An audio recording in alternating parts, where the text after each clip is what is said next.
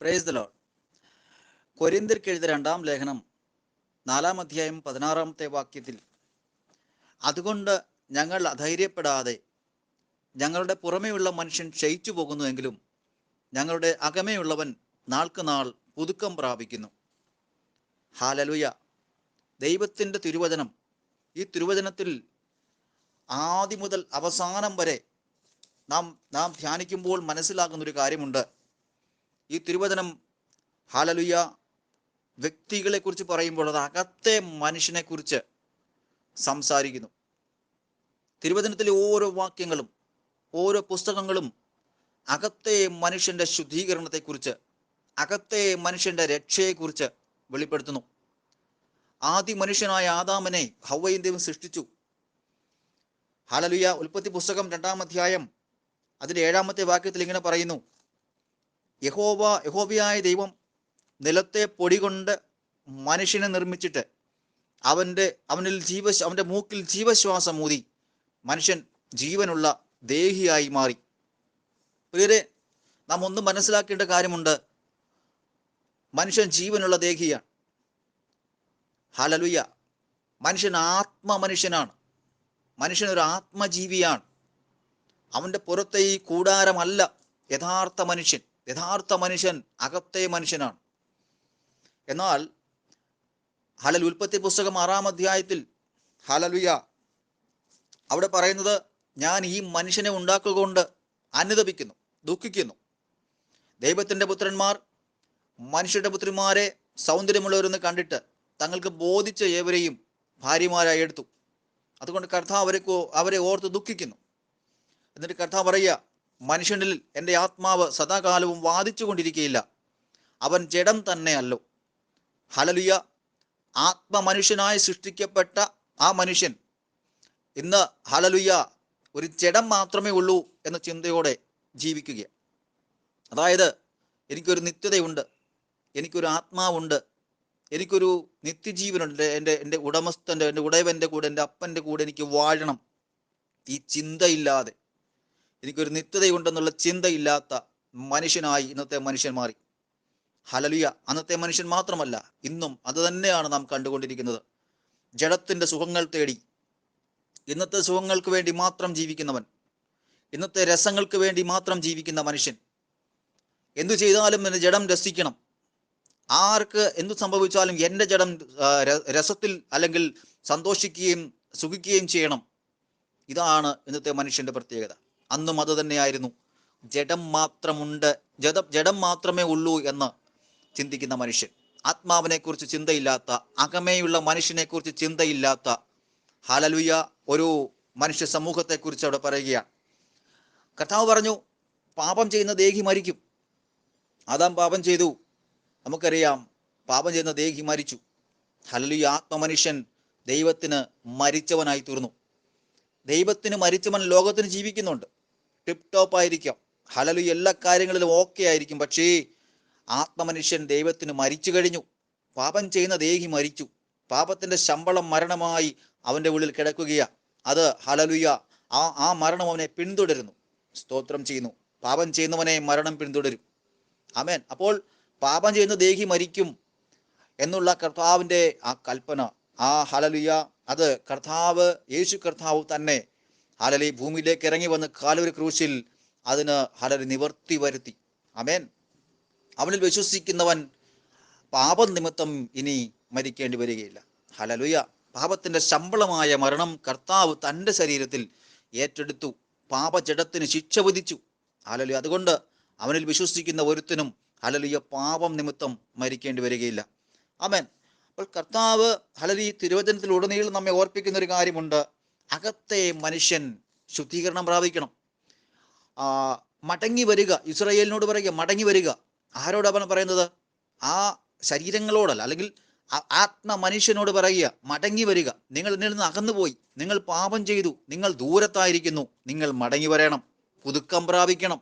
Hallelujah. ഞാൻ നിങ്ങളെ ശുദ്ധീകരിക്കുന്ന യഹോവയാണ്. ഹല്ലേലൂയ. അകത്തെ മനുഷ്യനെ സംബന്ധിച്ച് പറയുക, ഞങ്ങളെ ശുദ്ധീകരിക്കും, ഞാൻ നിങ്ങളെ ശുദ്ധിയുള്ളവരാക്കും. ഹല്ലേലൂയ. അപ്പോൾ അകത്തെ മനുഷ്യനെ സംബന്ധിക്കുന്നതാണ് തിരുവചനം. യെശയ്യാ പ്രവാചകന്റെ പുസ്തകം 53-ാം അധ്യായത്തിൽ പറയുന്നു, സാക്ഷാൽ നമ്മുടെ രോഗങ്ങളെ അവൻ വഹിച്ചു, അവന്റെ അടിപ്പിണരുകളാൽ നമുക്ക് സൗഖ്യം വന്നിരിക്കുന്നു. ഏത് മനുഷ്യനെ കുറിച്ചാണ്? ശരീരത്തിൽ വരുന്ന രോഗങ്ങളെ കുറിച്ചാണോ അവിടെ പറയുന്നത്? അല്ല. സാക്ഷാൽ നമ്മുടെ രോഗം എന്താണ്? ഹല്ലേലൂയ, പാപമാകുന്ന രോഗം, അകൃത്യങ്ങളാകുന്ന രോഗം. അവിടെ ശരീരത്തിന്റെ രോഗങ്ങളെക്കുറിച്ചോ ഒന്നുമല്ല അവിടെ പറയുന്നത്. ഹല്ലേലൂയ, അകത്തെ മനുഷ്യനെ സംബന്ധിക്കുന്ന കാര്യമാണ്. യെശയ്യാ പ്രവചനം 1-ാം അധ്യായത്തിൽ ഇങ്ങനെ പറയുന്നു, തല മുഴുവനും ദീനവും ഹൃദയം മുഴുവനും രോഗവും പിടിച്ചിരിക്കുന്നു, അടിതൊട്ട് മുടി വരെ ഒരു സൗഖ്യവുമില്ല. ആരെക്കുറിച്ച് പറയുന്നു? അകത്തെ മനുഷ്യനെ സംബന്ധിച്ച രോഗത്വം. അകത്തെ മനുഷ്യന് സംഭവിച്ച രോഗം അത് പാപമെന്ന രോഗം, ഹല്ലേലൂയ, അകൃത്യം എന്ന രോഗം. ഹല്ലേലൂയ, അത് പിടിച്ച് ഹല്ലേലൂയ വ്രണമായി അത് ഹല്ലേലൂയ നാട്ടം വമിക്കുകയാണ്. അതിനെക്കുറിച്ച് അവിടെ പറയുക. ഹല്ലേലൂയ, അതിനെ ശുദ്ധീകരിപ്പാൻ, ഹല്ലേലൂയ, നിന്റെ പാപം കടിഞ്ചുവപ്പായിരുന്നാലും ഹല്ലേലൂയ ഞാൻ ഹിമം പോലെ വെളുപ്പിക്കും എന്ന് കർത്താവ് പറയുക. അകത്തെ മനുഷ്യനെ ശുദ്ധീകരിക്കുന്ന കാര്യം അവിടെ പറയുന്നത്. തിരുവചനത്തിലുടനീളം നിത്യത അത് അകത്തെ മനുഷ്യനെ സംബന്ധിക്കുന്ന കാര്യമാണ്. ആമേൻ. കാൽവരി ക്രൂശിലൂടെയുള്ള രക്ഷ അകത്തെ മനുഷ്യനെ സംബന്ധിക്കുന്ന കാര്യമാണ്. പാപമോചനം അത് അകത്തെ മനുഷ്യനെ സംബന്ധിക്കുന്ന കാര്യമാണ്. ഹല്ലേലൂയ, സ്തോത്രം. അങ്ങനെ തിരുവചനത്തിലുടനീളം നാം വായിക്കുമ്പോൾ എഴുതിയിരിക്കുന്ന ഓരോ കാര്യങ്ങളും അകത്തെ മനുഷ്യനെ സംബന്ധിക്കുന്ന കാര്യങ്ങൾ അത്രേ. അപ്പോൾ അകത്തെ മനുഷ്യൻ പുതുക്കപ്പെടേണ്ടത് അത്യാവശ്യമാണ്. അകത്തെ മനുഷ്യൻ ഹല്ലേലൂയ ക്ഷീണിച്ചു പോകുമ്പോൾ അത് ഹല്ലേലൂയ ക്ഷീണിച്ചു പോകുവാൻ ദൈവം ആഗ്രഹിക്കുന്നില്ല. ഹല്ലേലൂയ, ആമേൻ. അകത്തെ മനുഷ്യനെ അകമേ ഉള്ളവൻ പുതുക്കം പ്രാപിക്കണം. എങ്ങനെ പുതുക്കം പ്രാപിക്കും? പാപത്തിൽ നിന്ന് വിടുതൽ പ്രാപിക്കണം. ഹല്ലേലൂയ, പാപം മനുഷ്യന്റെ അകമേയുള്ള മനുഷ്യനെ ക്ഷീണിപ്പിക്കും. ഹല്ലേലൂയ, അവനെ ഹല്ലേലൂയ മരണത്തിന് അധീനനാക്കും. ഹല്ലേലൂയ, അതേപോലെ മറ്റുള്ളവർ അറിയിക്കുന്ന മുറിവുകൾ, ഹല്ലേലൂയ മനുഷ്യനെ ഹല്ലേലൂയ സ്തോത്രം ചെയ്യുന്നു, മരണത്തിന് അധീനരാക്കും, രോഗിയാക്കി മാറ്റും. ഹല്ലേലൂയ, എങ്ങനെ നാം ഹല്ലേലൂയ മറ്റുള്ളവർ ഒരു മുറിവേൽക്കുമ്പോൾ ആ മുറിവ് പൊറുക്കപ്പെടാതെ നമ്മുടെ ഉള്ളിൽ കിടക്കുമ്പോൾ ഹല്ലേലൂയ ആ മുറിവ് പൊറുത്തില്ലെങ്കിൽ അത് ഹല്ലേലൂയ നാറ്റം വമിക്കാനിടയായിത്തീരും. ആമേൻ. മുറിവുകൾ ഹല്ലേലൂയ അത് കഴുകപ്പെടാതെ, അത് ശുദ്ധീകരിക്കപ്പെടാതെ, അത് പൊറുക്കപ്പെടാതെ കിടന്നാൽ അത് നമ്മുടെ ജീവിതത്തിൽ അത് രോഗമായി മാറാൻ സാധ്യതയുണ്ട്. ഹല്ലേലൂയ, മറ്റുള്ളവരാൽ നാം ഏൽക്കുന്ന മുറിവുകൾ ഹല്ലേലൂയ നാം അത് ഹല്ലേലൂയ ക്ഷമിക്കുവാൻ, ക്രിസ്തുവിൻ്റെ സ്വഭാവത്തിലൂടെ അത് ക്ഷമിക്കുവാൻ തയ്യാറാകേണ്ടിയിരിക്കുന്നു. അവിടെ ആ മുറിവ് പൊറുക്കപ്പെടുകയാണ്. കർത്താവ് എന്താ ചെയ്തത്? തന്നെ മുറിവേൽപ്പിച്ചവരെ ഹല്ലേലൂയ തിരിച്ചു മുറിവേൽപ്പിക്കുകയല്ല, ശപിക്കുകയല്ല ചെയ്തത്. ഹല്ലേലൂയ, കർത്താവ് ആ വ്യക്തികളെ ഓർത്ത് പ്രാർത്ഥിക്കുന്ന കർത്താവ് നമുക്ക് കാണാൻ കഴിയും. കാൽവരി ക്രൂശിലേക്ക് നോക്കാൻ നാം തയ്യാറാകണം. നാം മുറിവേൽപ്പിക്കപ്പെടുമ്പോൾ കാൽവരിയിലേക്ക് നോക്കാൻ തയ്യാറാകണം. കർത്താവ് എന്താണ് ആ സമയത്ത് ചെയ്തതെന്ന് ചിന്തിക്കാൻ തയ്യാറാകണം. പാപം കടന്നു വരുമ്പോൾ നമ്മുടെ അകമേ മനുഷ്യനെ പരീക്ഷിക്കുന്ന അല്ലെങ്കിൽ പ്രകോപനങ്ങളൊക്കെ കടന്നു വരുമ്പോൾ കാൽവരിയിലേക്ക് നോക്കണം. കർത്താവ് എന്താണ് ആ സമയത്ത് ചെയ്തത്? ഹല്ലേലൂയ, പ്രിയരെ, നമുക്ക് കർത്താവിൻ്റെ ക്രൂശ് മാത്രമേ ഉള്ളൂ ഹല്ലേലൂയ നമ്മെ രക്ഷിക്കുവാനായിട്ടുള്ളത്. ഹരേക്കാലത്തും രക്ഷിക്കുവാൻ കർത്താവിൻ്റെ ക്രൂശ് മാത്രമേ ഉള്ളൂ. ഹല്ലേലൂയ, തെരഞ്ഞെടുപ്പ് മനുഷ്യനുള്ളതാ.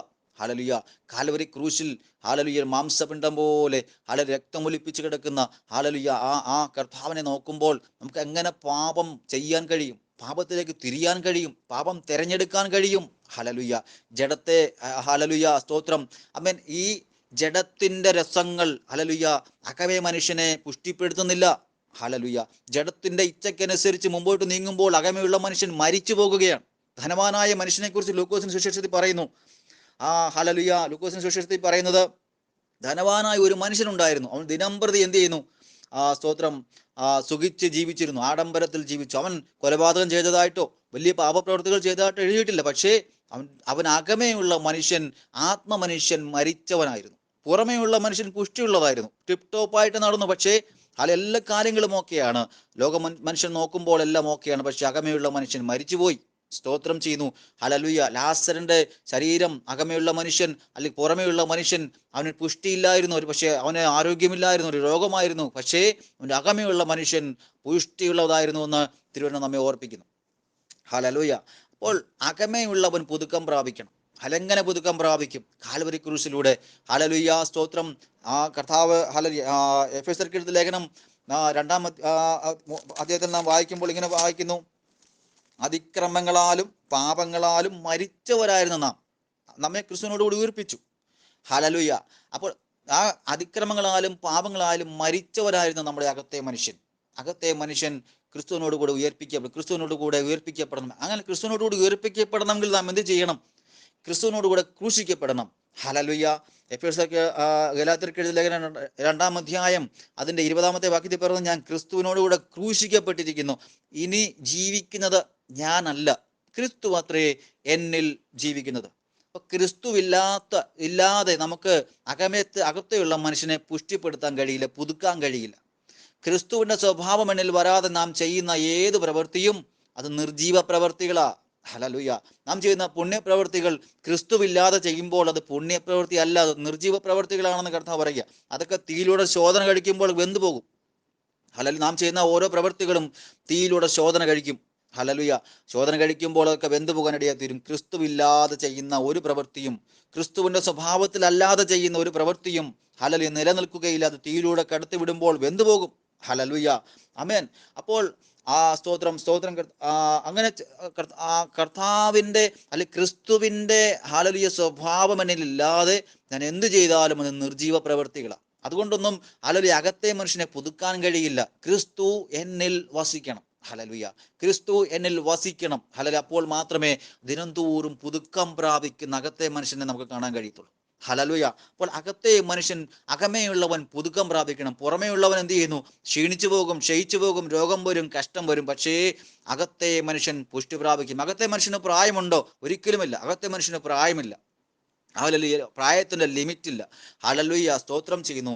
ആമേൻ, ആമേൻ. അത് താൽക്കാലികമായി ഉണ്ടാക്കിയതാണ് പുറമേയുള്ള കൂടാരം. ഹല്ലേലൂയ. സ്തോത്രം. ആത്മമനുഷ്യന്റെ പുറത്തെ കൂടാരമായ ഈ മൺകൂടാരം അഴിഞ്ഞു പോകും. അതുകൊണ്ടാണ് 2 കൊരിന്ത്യർ 5-ാം അധ്യായത്തിൽ പറയുന്നത്, ഞങ്ങളുടെ ഈ ഭൗമികമായ കൂടാരം എന്ത് ചെയ്യുന്നു?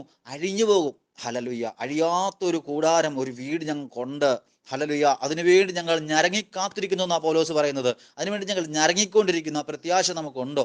നമുക്കൊരു ഹല്ലേലൂയ ആമേൻ നമുക്കൊരു കൂടാരം നമുക്ക് ലഭിക്കും. തേജസ്സുള്ള ഒരു ശരീരം നമുക്ക് ലഭിക്കും എന്നുള്ള ആ വിശ്വാസം നമുക്കുണ്ടോ? ഹല്ലേലൂയ. ആ ഉറപ്പ് നമുക്കുണ്ടോ? ഹല്ലേലൂയ. എനിക്ക് ലഭിക്കുമെന്നുള്ള ഉറപ്പ്. ഹല്ലേലൂയ. അങ്ങനെയുള്ളവരാ ദിനംതോറും പുതുക്കം പ്രാപിച്ചുകൊണ്ടിരിക്കും. പുറമേയുള്ളവൻ ക്ഷയിച്ചു പോയാലും ഹല്ലേലൂയ അകമേയുള്ളവൻ പുതുക്കം പ്രാപിക്കുന്ന അനുഭവത്തിലേക്ക് നമുക്ക് പോകണം. ഇന്ന് അകമേയുള്ളവന്റെ ആ ഒരു കാര്യം പോലും ഹല്ലേലൂയ നോക്കാത്തവരായി പലപ്പോഴും നമ്മൾ മാറിയിട്ടില്ലേ? ഹല്ലേലൂയ. അകമേയുള്ളവൻ എങ്ങനെ ഇരിക്കുന്നു എന്ന് പോലും നോക്കാതെ നാം ഹല്ലേലൂയ ജീവിക്കുന്നില്ലേ? പുറമേയുള്ളവനെ തൃപ്തിപ്പെടുത്തി, ജഡത്തെ തൃപ്തിപ്പെടുത്തി, ജഡത്തിലുള്ള ആരാധനയും ജഡത്തിലുള്ള സ്തുതികളും അങ്ങനെ തൃപ്തിപ്പെട്ടു പോകുന്ന അനുഭവത്തിലേക്ക് പോകുവാനിടയാകരുത്. ഹല്ലേലൂയ. ആത്മമനുഷ്യൻ ശക്തിപ്പെടണം. നമ്മുടെ ആരാധനകൾ ആത്മമനുഷ്യൻ ശക്തിപ്പെടുന്നതായിരിക്കണം. നമ്മുടെ പ്രാർത്ഥനകൾ ആത്മമനുഷ്യന് അതിനുവേണ്ടിയുള്ള പ്രാർത്ഥനകളായിരിക്കണം. എഫേസ്യർക്ക് എഴുതിയ ലേഖനം 3-ാം അധ്യായം അതിന്റെ 16-ാമത്തെ വാക്യത്തിൽ ഇങ്ങനെ പറയുന്നു, അവൻ തൻ്റെ മഹത്വത്തിന്റെ ധനത്തിനൊത്തവണ്ണം അവന്റെ ആത്മാവിനാൽ നിങ്ങൾ അകത്തെ മനുഷ്യനെ സംബന്ധിച്ച് ശക്തിയോടെ ബലപ്പെടേണ്ടതിന്. അപ്പോൾ അകത്തെ മനുഷ്യനെ സംബന്ധിച്ച് ശക്തിയോടെ ബലപ്പെടണം എന്നുള്ള പ്രാർത്ഥന നമുക്കുണ്ടാകണം. ഹല്ലേലൂയ. അവിടെ ഹല്ലേലൂയ ഭൗതികമായ ഒരു കാര്യം അവിടെ എഴുതിയിട്ടില്ല. ഭൗതികമായ കാര്യങ്ങൾ നാം അകത്തെ മനുഷ്യനെ സംബന്ധിച്ച് ശക്തിപ്പെടുമ്പോൾ കർത്താവ് ബാക്കിയുള്ള കാര്യങ്ങൾ, നമ്മുടെ ആവശ്യങ്ങൾ, നമ്മുടെ ഭാരങ്ങളൊക്കെ അറിഞ്ഞ് പ്രവർത്തിക്കുന്ന ഒരു കർത്താവ്. ഹല്ലേലൂയ. നമ്മുടെ കർത്താവ് ഹല്ലേലൂയ കേവലം നമ്മുടെ രോഗസൗഖ്യത്തിന് വേണ്ടി, ഹല്ലേലൂയ കേവലം നമുക്ക് ചില കാര്യങ്ങൾ നടത്തിത്തരാൻ വേണ്ടിയുള്ള ഒരാളല്ല. സ്തോത്രം എന്ന് നാം മനസ്സിലാക്കണം. ഹല്ലേലൂയ. ദിവസങ്ങൾ അകത്തെ മനുഷ്യനെ സംബന്ധിച്ച് ഹല്ലേലൂയ പുഷ്ടിയുള്ളവരായി നാം മാറേണ്ടിയിരിക്കുന്നു. ആമേൻ, ആമേൻ. അകത്തെ മനുഷ്യൻ ഹല്ലേലൂയ പുതുക്കം പ്രാപിക്കേണ്ടിയിരിക്കുന്നു. അങ്ങനെ ഇല്ലെങ്കിൽ ആ ക്രിസ്തുവിന്റെ സ്വഭാവം, ക്രിസ്തുവിന്റെ ജീവൻ, ആ പുതുക്കം നമ്മുടെ ജീവിതത്തിൽ ഇല്ലെങ്കിൽ നമുക്ക് ഹല്ലേലൂയ കർത്താവിനോട് കൂടെ വാഴുവാൻ കഴിയുകയില്ല എന്ന് നാം ദൈവത്തിന് വേണ്ടി നാം വായിക്കുന്നു. ഹല്ലേലൂയ. അങ്ങനെ ഒരു ജീവിതം ചെയ്യുവാൻ ഹല്ലേലൂയ കർത്താവിന്റെ ആത്മാവ് നമ്മെ സഹായിക്കുമാറാകട്ടെ. ആമേൻ.